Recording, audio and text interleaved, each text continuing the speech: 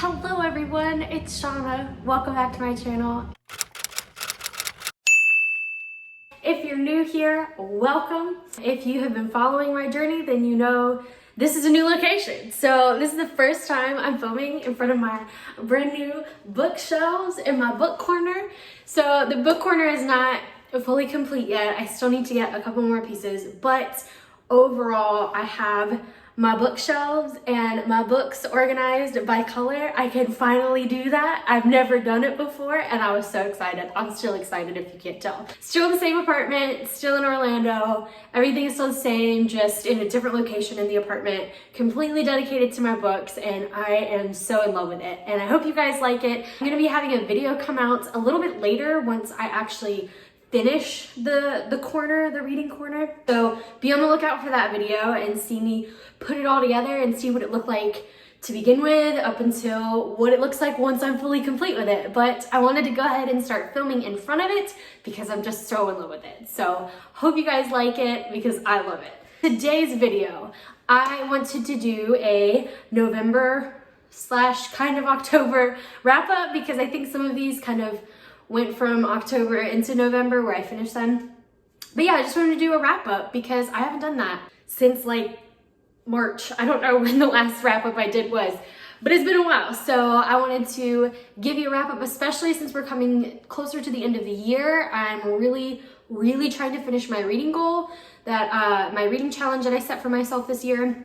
So I'm getting closer and closer, but I am speed reading through a couple of books. So I've been getting through quite a lot. So we have a few to talk about, but not too many, so it should be fine. So one of the first books I read, I don't know if it came from October into November. I don't really remember exactly what order I read these in, but the first one that I wanted to talk about is A Court of Frost and Starlight by Sarah J. Maas. Yeah, I finally finished the Court of Thorn and Roses series, and well, you know what's out right now. I am super pumped for the next book to come out in February. So excited. I follow Sarah J. Maas on Instagram and I'm seeing all kinds of things about the giveaways and all this stuff, and she'll post it in her story and like not even 5 minutes later she has another picture that's like sold out, and it's crazy. But I will say I am such a huge fan of this series. This is the first books I've read of hers and I am in love with them. So I really enjoyed it. Court of Frost and Starlight is, I don't think, considered part of the like full series. I think it's just kind of a novella, but I enjoyed it. It was cute. On one other video I was like, we got gypped because it's so short, but I didn't realize it was actually not really part of the series. So that was my bad. It was good. It was cutesy. It was like a little fun Christmas kind of story. It's centered around solstice, which is kind of like their Christmas, so it was cute. It was nice. We got a little inside sneak peek of kind of some of the other characters because we got to see in their perspective, so it was nice. It was cute. I liked it. So the next book I read, I'm going to talk about both of them because I read the first two in the series, and it is Marked and Betrayed by PC and Kristen Cass. They are a mother-daughter duo who wrote this series, and I actually read the first book, well, and the second book, with my best friend Natasha. If you haven't already seen our tipsy review of the first book, I will link it down below for you guys to check out. We had so much fun filming it and we had so much fun reading it together, and we both read the second book. I think she's almost done or maybe has finished by this point, but we haven't talked about it yet, but we're gonna film another video for that because this series is just so gush, vent, rant worthy. There are so many things wrong with this series and so many things right with it. It's just so nostalgic. We both read it in high school. Again, you can check out our full review and rant and vent everything about it while us being tipsy talking about it. We had a lot of fun. So check out that video if you want to know more about our thoughts. But overall, it was a fun time. We'll say that. It was fun reading this series. We're still reading it. I just picked up the third book today from my library, so we will be continuing reading it, but it's just okay if you really want to know my thoughts. But check out the video if you want to know further. So after that, I had talked about this earlier this year. I was reading the Diviner series by Libba Bray. So I read the first two when we were still living in LA, and the third one, Before the Devil Breaks You, is the one I just finished reading this month. And again, this one was just okay. This is just, it's kind of mediocre. Like, it wasn't fantastic, but I will say that each book has kind of gotten better and better. So the first one was just but so it was so hyped up, and I think this is one of those ones that like Bookstagram and BookTube like really kind of encouraged me to read. So I just was like, okay, I'm just gonna continue on because people have been hyping up this series. There's gotta be something about it. So the first one was just okay. I am annoyed by one of the main characters, but she's kind of the main focus of the first book, but she kind of falls away a little bit. It becomes more of like an ensemble sort of cast as the series continues, which I am so glad that she did, because the main character, Evie, kind of gets on my nerves. I'm not afraid to say it. She annoys me. But everyone else, I was so intrigued by their stories and some of the other side characters I wanted to know more about. And we do get that in the second and third book. So the second book, I almost feel like we don't even need. I know it built up a lot of stuff that we needed going into the third book, but I know now, having read the third book and going into the fourth and final book, it was, I don't know, we don't really need it as much, I feel like, the second book. Overall, I'm here to talk about the third book. Third book was much better than the first two, and I'm excited to read the fourth and final book to see kind of how she wraps everything up and how everything kind of connects, because she has so many different plots and characters, like just so many different interwoven things that it's sometimes hard to keep up with, which I trust this author enough to kind of get me to the end and connect everything back together. But if I didn't know this author and if I didn't trust this author, I would be a little hesitant. I would be like, where is this going? There are so many different moving factors and I don't know where to keep up. So the third one is good, but like I said, yeah, I trust the author enough to kind of get me to all of the points connecting, and from like the big reveals of all of these interwoven parts, I feel is gonna be good. I'm hoping. Fingers crossed. I know I haven't really talked about really what any of these books are about, but it's because it's like the second and third books or final books in the series, and it's kind of hard to talk about what each individual book was about without giving things away. So I do apologize for that. This last half of the year has just been kind of finishing up series that I've been reading, but I did read the first book in a series by Leigh Bardugo, Shadow and Bone. So excited for the show to come out, seeing how they go about doing that. So I finally started this series. So read Shadow and Bone. This is her Grishaverse series, I think is what it's called. What is it about? Oh my God. It was, there were a lot of things. I've been reading a lot of fantasy lately, so I'm getting a lot of different plots mixed up. But for Shadow and Bone, this is a trilogy, so I will be continuing on with the series. But this first book is about this girl who is an orphan. She was raised with another guy. They were best friends. They both end up going into the military, but all of the people, like all of the kids, are tested to see if they contain magical abilities when they're very young. If you do kind of show possibility of having these magical abilities, you're considered a Grisha, I think is what it's called. It wasn't even that long ago. How do I forget these things? Yeah, so you're tested for these magical abilities. If you show signs that you have it and you are able to do these magical cool things, you're sent away and you're basically forced to kind of learn how to use this magic. You're put into like these neat little prim boxes is kind of how I saw it. And you know, you're sent as a weaver or you're sent as like an iron worker, and you're doing these specific things kind of for the government. And there's a king, and then there's the Darkling. So the Darkling is pretty cool, but he kind of is like the best of the best magical beings, and everyone is scared of him. He's pretty badass. He's awesome. He's pretty cool. Our main character, this girl, she's, you know, was tested like everybody else, her and her best friend, and they weren't shown any signs that they had these magical abilities or that they were Grisha. So they went on their merry lives and grew up and joined the military. They each were doing something different. She became a cartographer, he became a tracker. And so they continue to stay friends and they grow up together and they're living their happy lives when one day she finds out she does have magical abilities.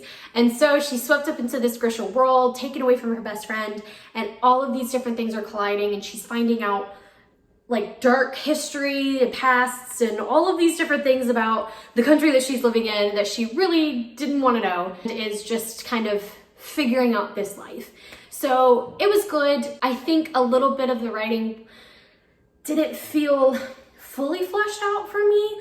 Still love the story and I still love the world and I'm going to continue the series and I love Leigh Bardugo, but at the same time, I don't feel like this one was exactly for me just because of the writing style itself. And that's about it. The story pulled me in, dragged me in, and I want to read more. But at the same time, it wasn't a full, like, 5-star, hands down, amazing read for me, unfortunately. But I am still pumped because they are coming out with the show. Excited for that. I've seen the cast for that. I've already looked it up, as I'm sure many people already have who've been fans of the series. But yeah, I'm still excited for it. I'm hoping it gets better. Again, I'm willing to give these series a chance because I know as time progresses, the story progresses, and the authors get better with their writing. Everything kind of comes together a little bit more and a little bit better. So I'm always willing to kind of push through the first book if I have to. I don't feel like I pushed through the first book in this series, but at the same time, wasn't my absolute favorite, so. Okay, and the last book I read this month was The Companion by Katie Allender. This was a standalone. Surprise, surprise, I didn't read a series. This book was actually really good. It really surprised me. I had never read anything from this author, and I have to say this was a fabulous book. So this book actually takes place, I didn't read a fantasy, oh my gosh. So this book centers around our main character who, what does she do? She is an orphan as well. Wow, a lot of orphan stories. She actually, her parents and her two sisters, she's actually in the car with them, but her parents and her two sisters die in a car crash, drove it into a lake, and she was the only survivor. So she gets sent to a state institution. She's only 16, I believe, and her name is Margot. I can't ever remember characters' names. Our main character, Margot, she's sent to the state institution and is just kind of awaiting to figure out what's gonna happen. If she's gonna go into a foster home, if she's gonna be adopted, you know, what have you. But ever since the accident, she's been having horrible, horrible nightmares and screaming in the middle of the night, pretty much every night. And so she, of course, gets her own room because of this in the state institution, and she's also put into this institution that is considered like the most prestigious. It's very hard to get into. And so everyone around her always calls her so lucky. You know, she's so lucky to have gotten into this institution. She's so lucky, you know, that she has her own room to herself. And then, you know, she's not there for more than a couple months, and she's actually adopted by a very rich family. So again, people consider her lucky. When of course she's not, because she, you know, her parents died and her sisters died and she's left by herself. She has no family.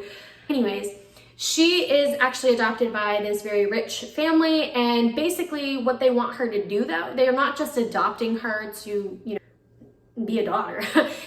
She's become a ward for them, and she is going to be a companion to their daughter because they have a daughter the same age as her. And that daughter is very, very sick. She is pretty much comatose. She can walk around and eat, and she'll do what she's told. You know, like if you tell her to go sit on the couch, she'll go sit on the couch. But she doesn't speak, she doesn't communicate, she doesn't do anything. And this kind of somewhat happened overnight for her. Nobody's really sure how it happened or why. And she's seen many doctors, but all of the doctors recommend that she has someone her own age, someone that she can kind of relate to, and maybe that it will help work her through what she's going through. So that's one of the big reasons why Margot is adopted by this family. And so she's become a companion to this girl, and she has a brother who's like a year or two older. So of course there's a romantic thing going on between them, our main character and the brother. And, you know, it's just all hell breaks loose, of course, because there's so many dark secrets with this family, and this house is playing tricks on her, and she doesn't know what is happening. So it's very eerie, it's very suspenseful. We don't get answers.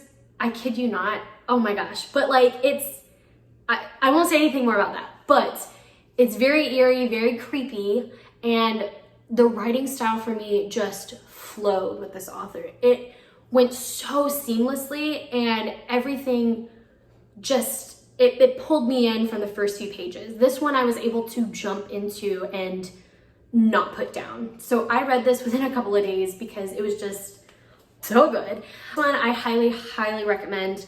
Again, I hadn't read anything about this author. I'd never heard of her before, but I always try to find new authors this way. I try to get the books that have been hyped up or ones that I haven't read, you know, that people are talking about, but then I always try to find one of a book I haven't heard about or an author I've never heard about, just so I can discover new people and new books, new works, all those different kinds of things. But yeah, I got most of these from the library. I don't have the actual physical copies with me, but it's fine.